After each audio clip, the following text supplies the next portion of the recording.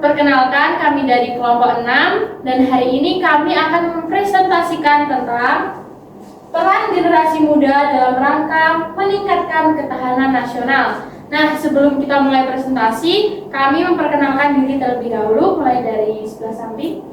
Halo, perkenalkan, nama saya Yohana Octavia Renartonang dengan NIM 113. Nama saya Gracia Rachel Hilda dengan NIM 114. Nama saya Sabina Sinta Nufeadria dengan NIM 125. Nama saya Agnes Windari Intan Purnama dengan NIM 131. Nama saya Rupaila Nabila dengan NIM 134. Nama saya Cahaya Mustika dengan NIM 143. Nah, untuk slide yang pertama ini ada definisi konseptual. Di sini ada dua pengertian, yaitu yang pertama menurut UU Nomor 40 Tahun 2008 tentang kepemudaan. Pemuda adalah mereka yang berusia 16 sampai 30 tahun, termasuk yang masih sekolah dan tidak sekolah, yang memiliki potensi dan semangat pengabdian kepada bangsa dan negara. Kemudian ada pengertian menurut George T. Roach. Ketahanan nasional adalah kondisi dinamis suatu bangsa di mana ia mampu melindungi dan mengembangkan kekuatan nasionalnya dalam menghadapi segala bentuk ancaman, gangguan, hambatan, dan tantangan, baik yang berasal dari dalam maupun luar negeri, untuk mewujudkan tujuan dan cita-cita nasional.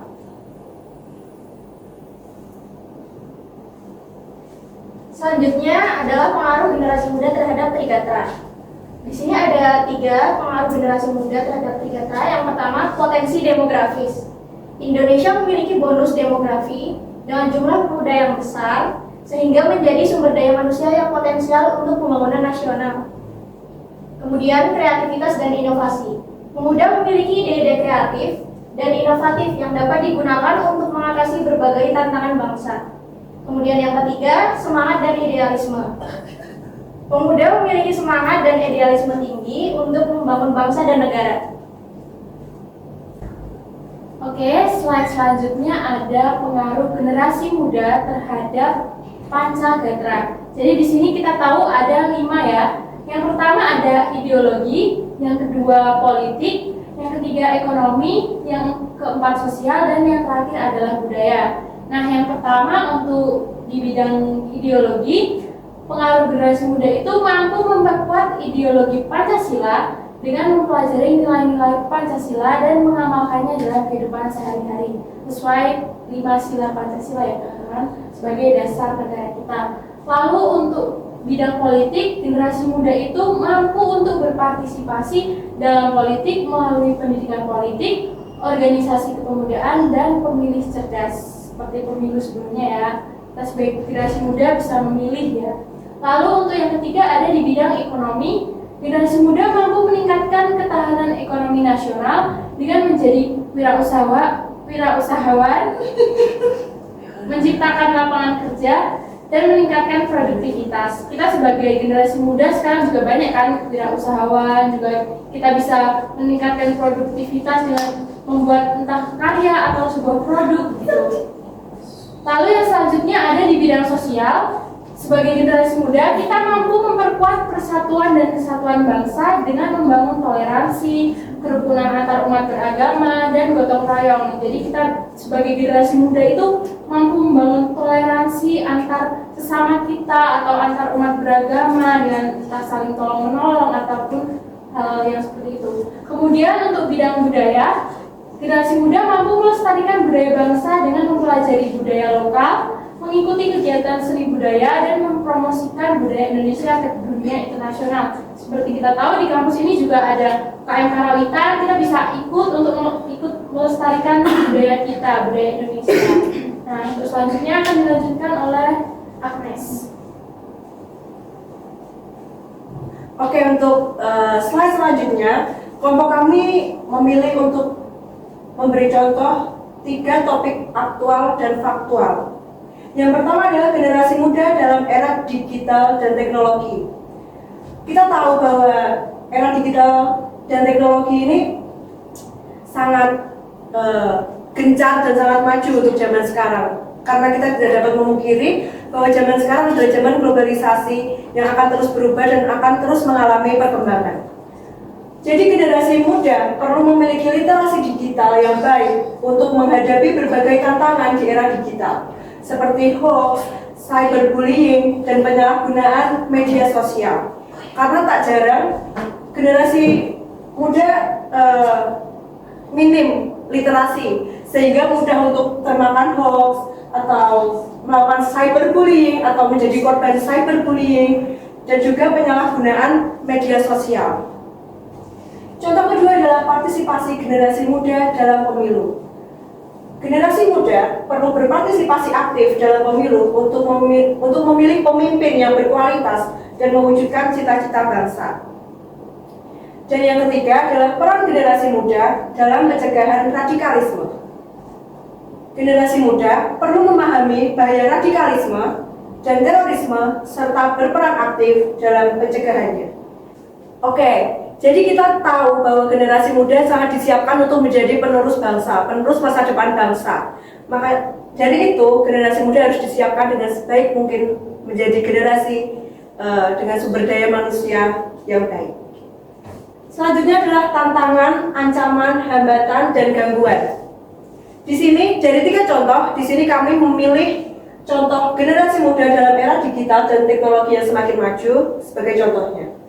Jadi tantangan yang akan dihadapi oleh generasi muda terkait dengan era digital dan teknologi yang semakin maju adalah untuk mempersiapkan generasi muda untuk dapat memahami tentang cara teknologi dapat digunakan untuk meningkatkan ketahanan nasional secara lebih mendalam. Yang kedua adalah ancaman. Ancaman terbesar dalam era digital adalah serangan cyber yang dapat berupa serangan terhadap infrastruktur penting seperti sistem keuangan atau komunikasi. Karena di zaman sekarang sangat mudah untuk mendapatkan informasi pribadi melalui sosial media, dan itu merupakan ancaman yang akan generasi muda hadapi dalam rangka untuk meningkatkan ketahanan nasional.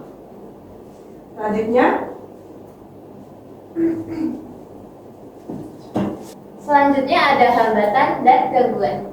Yang pertama adalah hambatan. Kurangnya keterampilan kritis dan analitis yang mana dalam menghadapi tantangan kompleks yang terkait dengan keamanan sosial di era digital. Keterampilan kritis dan analitis sangat penting. Yang kedua adalah gangguan.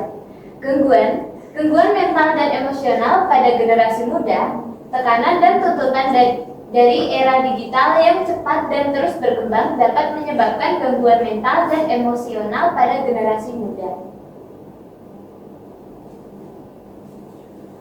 Selanjutnya ada solusi. Di sini kami memberikan 4 solusi dari masing-masing tantangan, ancaman, hambatan, dan juga gangguan.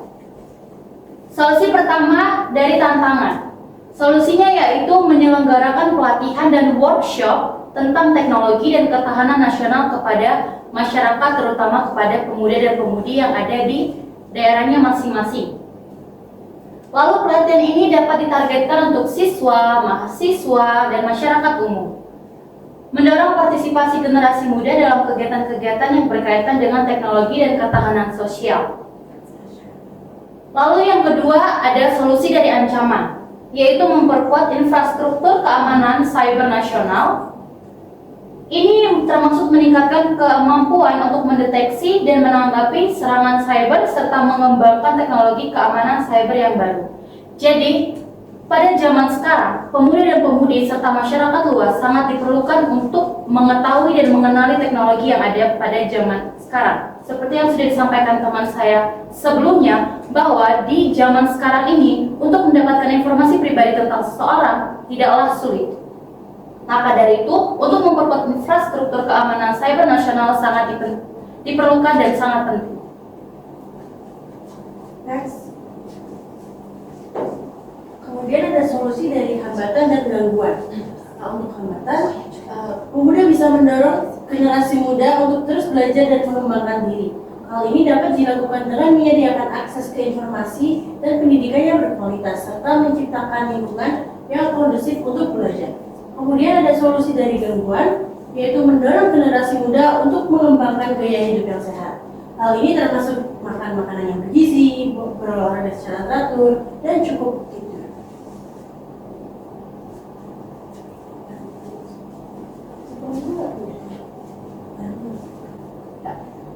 Baik, setelah presentasi tadi, kami akan memberikan pendapat kami masing-masing sebagai generasi muda dalam rangka untuk meningkatkan ketahanan nasional.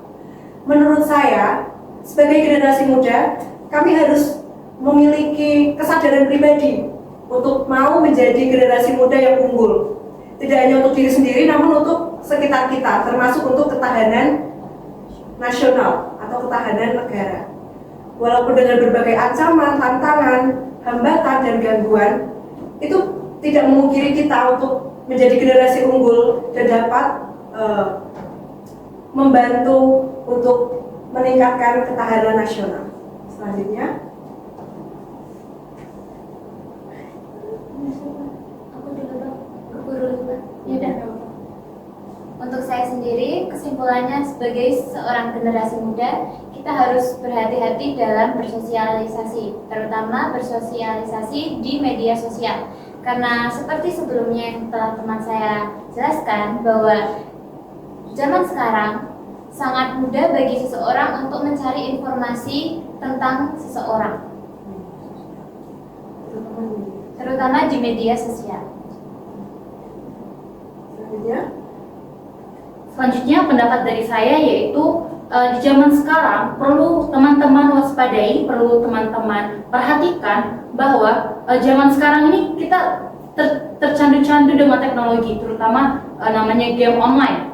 Banyak sekali teman-teman kita di luar sana yang tidak mengetahui ancaman-ancaman dari aplikasi yang sebenarnya mengancam kita tanpa kita sadari. Jadi saya ingin mengingatkan untuk teman-teman untuk tidak mendownload atau untuk tidak FOMO untuk mengikuti tren-tren zaman sekarang ini, terutama tren-tren di TikTok, di Instagram, di Twitter ataupun di aplikasi lainnya. Lalu saya juga ingin menambahkan untuk teman-teman bahwa kita sebagai generasi muda sangat penting untuk mengikuti kegiatan-kegiatan yang ada di desa kita, seperti kita ikut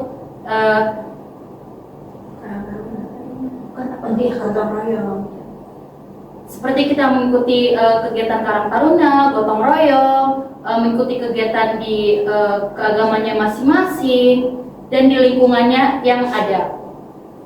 Terima kasih. Ya. Jadi buku dulu. Jadi lupa. Ya. Kalau dari saya sendiri, saya juga setuju dengan pendapat dari Yohana, juga dari Agnes. Yang pertama, kita memang perlu sadar ya sebagai generasi muda. Yang pertama, kita harus mulai dari diri sendiri dulu. Kita sadar kita sebagai generasi muda itu harus melakukan apa untuk negara kita, terutama untuk meningkatkan ketahanan nasional. Juga tadi yang dibilang Yohana tadi, kita juga harus bijak ya dalam bermedia sosial. Ya walaupun teknologi itu memang sangat membantu, tapi alangkah baiknya kita juga tetap bijak dalam menggunakannya. Dan kita juga perlu untuk tetap bersosialisasi secara langsung ya, bukan hanya secara virtual. Karena kita juga harus tetap mengembangkan atau tetap bersosialisasi dengan orang-orang, ya berinteraksi dengan orang-orang sekitar itu sangat perlu sekali. Walaupun memang akan ada banyak tantangan atau hambatan, gangguan, dan ancaman, tapi ya kita harus tetap sebagai generasi muda, kita tidak boleh pantang menyerah. Kita harus selalu berusaha untuk menjadi penerus generasi yang maju untuk bangsa kita. Kemudian dari saya sendiri, mungkin kita sebagai generasi muda bisa menerapkan solusi-solusi yang sudah kita buat tadi dari presentasi, solusi dari ancaman, gangguan, hambatan, dan tantangan. Kita sebagai generasi muda bisa menjadi lebih produktif dan tidak terpaku pada gadget. Jadi kita bisa melakukan kegiatan yang positif, berolahraga, dan bisa bersosialisasi dengan teman-teman sekitar kita. Selanjutnya, Kemudian dari saya, sebagai generasi muda, kita harus terus mengembangkan potensi diri kita, mulai dari pendidikan, gaya hidup sehat, kemudian menjaga kesehatan mental. Dan itu termasuk dengan gaya hidup sehat seperti berolahraga, makan makanan yang bergizi, kemudian tidur dengan cukup. Baik, sekian presentasi dari kami kelompok 6. Terima kasih. terima kasih.